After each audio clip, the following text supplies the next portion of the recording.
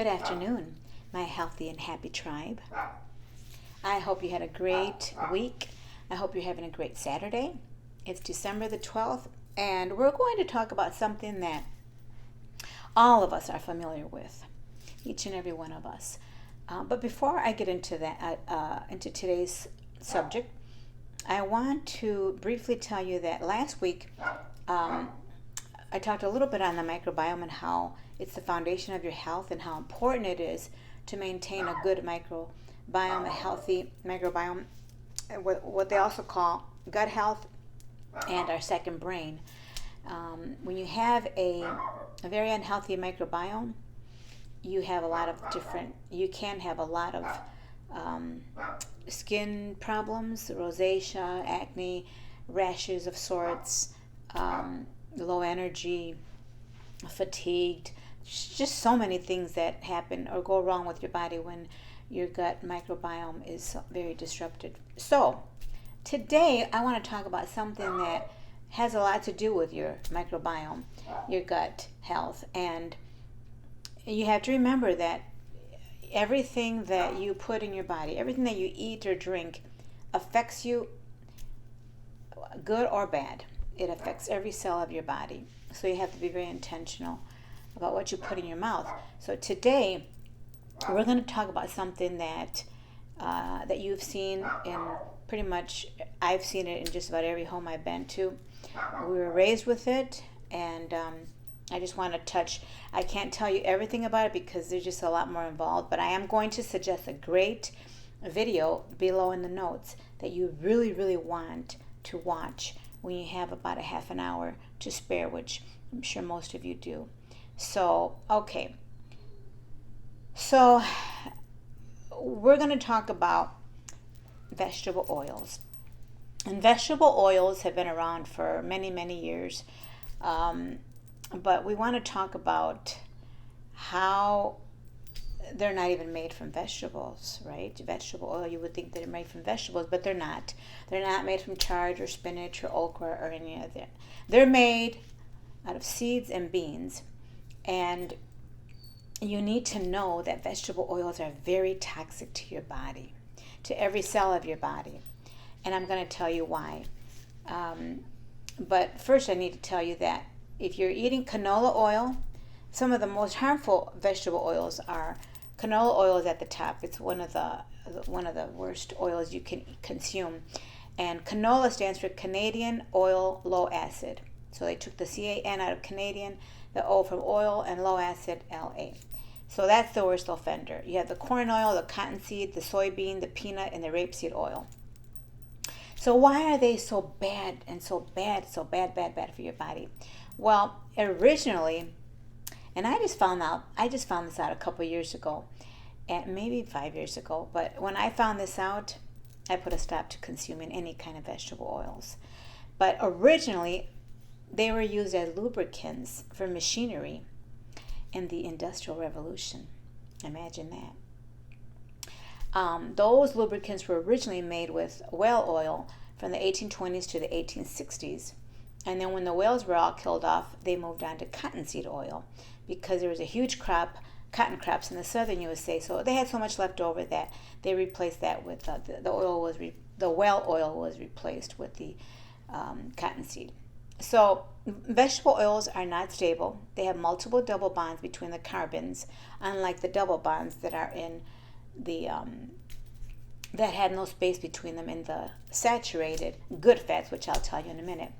And you really, really need to refer to this video that I posted below the notes there, because Nina gets into a lot of detail that's very important that I just don't have time to tell you right now. But she wrote a book on oils, and she's an expert at that, and she just explains it so much better. But I just want to give you the skinny on these oils and how important it is for you to know these things. So in order to make these oils consumable, they have to go through a process called hydrogenation, and you can Google that process. I'm sure there's some videos on that. But it involves enhanced artificial colors, synthetic vitamins, heat, a lot of heat, bleach, deodorizers, and all kinds of other chemicals that they make to make oils, and that all goes into your body day in and day out if you use oils every single day. Now Crisco was originated in 1911 with very clever marketing, because Crisco back then, it was people back then in the early 1900s, they wanted something modern and new, and they wanted to, they eventually gave up, most of them, not all of them, but most of them, probably 90% of them, gave up lard and butter. And but it was considered a liberating thing back then. And it was kind of like they embraced it because they they compared the slaughtering and the extraction of animal fats, like lard and butter, compared to things, the oils made in labs, chemistry labs, with the little white enamel covered metal surfaces, and they promoted that. So people were like, wow, they were just, I don't know, they were just wowed by that kind of marketing. I'm sure it was a lot more than just telling them it was made on white shiny surfaces. But so they were very successful. And then of course they're cheaper. Those vegetable oils are a lot cheaper. And so since the 1940s, these vegetable scientists figured out how to stabilize oil and put it in a bottle. So remember, the oils are rancid products. They oxidize really easily, and they're not good for your body, because when your body oxidizes, it's pretty much like rust on a car. Your body oxidizes like a car rusts. So back in 1961, the American Heart Association recommends polyunsaturated oils and Crisco to fight heart disease. Imagine that. And Ansel Keys, he was a scientist. He wasn't a doctor. He was a scientist. And he had a diet heart line hypothesis. And because in 1955, President Eisenhower, he had a heart attack. And he's out of office for 10 days, right? So eventually they blamed this on saturated fat, which is the good fat. And also back then, cardiologists were just a small group of men, 5 of them, back in the early 1920s. It was a nonprofit organization, and it's one of the biggest nonprofit organizations yet here nowadays. But the American Heart Association was founded in June 1924. What made the American Heart Association very, very, put them on the map and made them very famous and just made them what they are now, is Procter & Gamble. And Procter & Gamble were the original makers of Crisco. Yes. So the American Heart Association has deep ties with the vegetable oil industry. Okay, so all you gotta do is follow the money, right? Which is why they don't promote the good fats. They can't, right? Because then people wouldn't buy these toxic vegetable oils or Crisco. So the American Heart Association recommended Crisco products, and it was all through deceptive advertising, through radio and testimonials from doctors and rabbis, saying that artificially hydrogenated oils are better than what our ancestors were used to of consuming. So again, you need to follow the money, and you need to watch the rest of this video that I posted below. And so what are the side effects of you consuming vegetable oils every single day? Because most people consume them every single day. They disrupt your microbiome, like I said earlier. They weaken your immune system in many ways, because they cause inflammation from the toxic oxidation. Okay, there's more deaths from cancer, strokes, gallstones, and so many other things that we're not even aware of.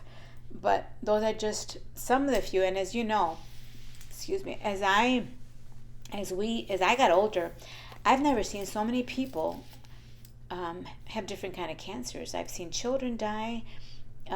So many adults that I know of. We all know people that have had cancer, have cancer now, that are struggling with cancer. And, I really believe it's about every day consuming those toxic products that seem so normal for the average American or the average person, period, because I know personally in Mexico, I don't know anyone that doesn't use vegetable oils. So, and why do people still consume these toxic vegetable oils? Well, for one, the USDA dietary guidelines say that it's okay. And a lot of people go by the USDA dietary guidelines, the food pyramid, which is, it's terrible. It's just terrible. And they're the backbone of the food industry. And of course, as I said before, they're cheap, they're inexpensive. And if you notice, in every crackers, cookies, anything that you have, they have the flour, the sugar, and they have to have a binder, a fat of sorts, and they always use hydrogenated oils. And so you really need to, I've told you in many videos, you really need to have optimal health. You really need to stay away from processed foods, fast foods, restaurants. These hydrogenated oils, vegetable oils, they're in all McDonald's. They're all in fast food chain restaurants, mom and pop restaurants. They're everywhere. And so, there's that maybe one or two restaurant that uses tallow or lard. I don't know of any, but they might be out there. You'd have to ask, but I don't know of any. Vegetable oils contain high levels of aldehydes, which kill your cells, and acrolein, which causes inflammation. That's just two of many chemicals that are in these vegetable oils. So that's nothing to play around with. That's nothing to laugh about. But what you want to do is discontinue the vegetable oils ASAP. So the original natural fats that you want to use daily that are great for your body, great for your microbiome, are tallow, which is from cows, fat from cows, suet from lamb, lard from pigs, and butter, which is churned from milk. They're mainly used in the West. The Asian societies use coconut and palm oil. I've also used those, and they're great when you can't find the other ones, if you can't. The Incas, the Aztecs, and the Mayan Indians, they used avocado oil. I've used that too, and I like that oil. You can use all those different ones at different times. Sometimes I make my eggs with butter, sometimes with lard. It depends. But the avocado oil and the other ones have been used for thousands of years. And then there's another one that I discovered about 5 years ago, ghee, Ghee. And that's clarified butter. And that originated in ancient India, and they've been using it for at least 3,000 years. But now it's used in Middle Eastern and Southeast Asian cuisine. And then, of course, for your salad dressings, you want to use olive oil and vinegar, maybe, or just olive oil. Avoid all fried food in restaurants, unless, like I said, unless they use tallow or lard. And when you're going to get rid of your vegetable oils, don't give them away to somebody else. Throw them in the garbage, because if they're not good for you, they're just not good for any human being. So just throw them away in the garbage, and begin to shop wisely. I buy all my oils, my butter from Costco. You can order them online nowadays. I order them from Costco. You can get them at any other store. I usually get the Kerrygold butter, but there's other brands that are from grass-fed cows. So you want to be intentional about making sure where the butter comes from. And so that's the skinny on vegetable oils. There's a lot more detail about it in this little video that I'm suggesting to you. And do your research. Google information about vegetable oils if you want more information. And if you haven't subscribed to my channel, please do so at the bottom there on the right there. It says subscribe. Just click there and subscribe. And then there's a little bell that you can also click on so that the next video that I make, which is usually every Saturday, you'll be notified that I've made another one. So in the meanwhile, have a great weekend. And until next time, be well, be blessed, and please get rid of those oils. If you have any comments, questions, suggestions regarding this video, you can indicate them in the space below there. And what else? Let's see. I think that's about it. I think I covered pretty much the main points. And And like I always say, if you give your body what it needs, it will heal itself. And also I want to leave you with this beautiful scripture that I've loved for many years, and it goes like this, to smaller print. It says, "Beloved, I pray that you may prosper in all things and be in health, just as your soul prospers." And that's in 3 John 1:2. And I love that verse because it reminds me that God really cares about your health. He cares about your body, mind, and soul. And they're all tied together. They all work together. You can't separate them. So just remember that God wants you healthy, but you have to do your part. You really have to do your part.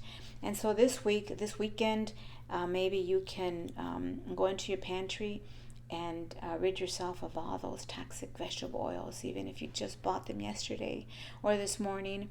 Just get rid of them. You're worth it to spend a little more on the other ones that are a little more expensive, but you're worth it, and your body needs those good oils and the good lard, the good butter. We need to get back to the basics if we want to get onto that good wellness journey of ours. So in the meantime, my happy and healthy tribe, have a great day. I love you, and I'll see you next week. Bye-bye.